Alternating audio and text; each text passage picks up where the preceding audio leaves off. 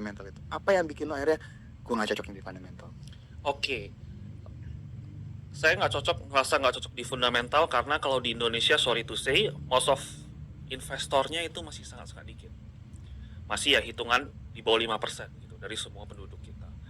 Artinya, dan saya menemukan banyak perusahaan yang valuasinya itu misalnya fundamentalnya bagus dan segala macam, ternyata diapresiasi sama ownernya itu sendiri, bukan sama marketnya, yang karena market kita belum dewasa gitu. Berbeda dengan yang kalau Charlie Munger di luar kan menggunakan ya fundamental gitu, yang under value, misprice dan segala macam. Karena most of US 90% orang itu ngerti investasi gitu. Jadi mereka bisa, retailnya, investornya itu bisa menghargai, ini perusahaan gimana. Berbeda dengan kayak kita, makanya banyak yang fundamentalnya bagus gitu ya kan. Kenapa sekarang baru rally? Kenapa nggak kemarin baru rally? Karena ya belum ada kepentingan dari market ownernya kalau saya sebut gitu. Jadi mereka belum ada jadwal, ya dari sana lah mungkin ya gitu. Baru saya pindah ke aliran analisa transaksi kalau di Indonesia. Bukan teknikal, apa analisa transaksi? Betul. Transaksi itu maksudnya gimana? Analisa transaksi ya mungkin yang paling gampang teman-teman tahu yaitu broker kali ya gitu. Siapa yang beli, siapa yang jual gitu ya kan. Asingnya mainnya gimana, bid offernya gimana. Tapi lebih saya tekankan tuh bid offer kayak gitu. Ke bid offernya. Berarti lu adalah pihak yang akan sangat happy ketika kode broker dibuka lagi dong nanti. Betul, malah sangat mengharapkan ya.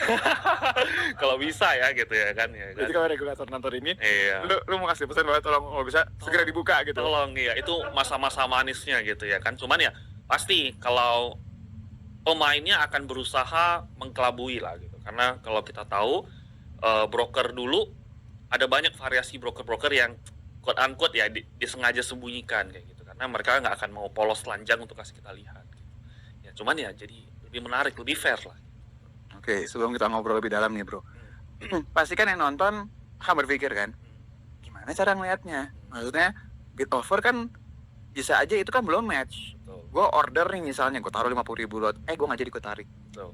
Cara taunya, gue nggak tahu ya lo mau share atau enggak ya. Okay. Cara taunya ini beneran bid offer yang sebenar-benarnya terlihat benar, atau ini sebenarnya ya ini bisa jadi cuma order terus ditarik lagi, bisa aja kayak gitu. Justru ini hal yang menarik ya gitu ya, karena itu awal mula saya pindah ke analisa transaksi. Oke. Dulu saya ada main saham, sahamnya bukan fundamental lah gitu ya kan untuk trading gitu. Nah sahamnya waktu itu MLPL, film sebelum rally-rallynya gitu. Nah saya lihat gitu kan, loh ini bidnya tebal-tebal gitu kan, 100.000, buy logic gitu ya kan. Kalau buy logic, wah ini banyak yang mau beli nih, seharusnya naik gitu ya kan, buy logic gitu. Ternyata bin salabin hilang semua gitu, di withdraw gitu ya kan. Saya kaget gitu loh, ternyata bisa dimanipulasi kayak gitu, dicabut langsung terjun bebas.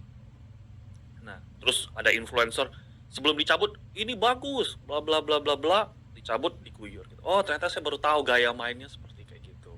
Jadi gimana cara taunya? Pertama ya kita harus mengenali sahamnya terlebih dahulu gitu. Ada yang emang doyan seperti kayak gitu, seharusnya bidnya cuma 300 lot, 500 lot, ditebal-tebalin kayak gitu.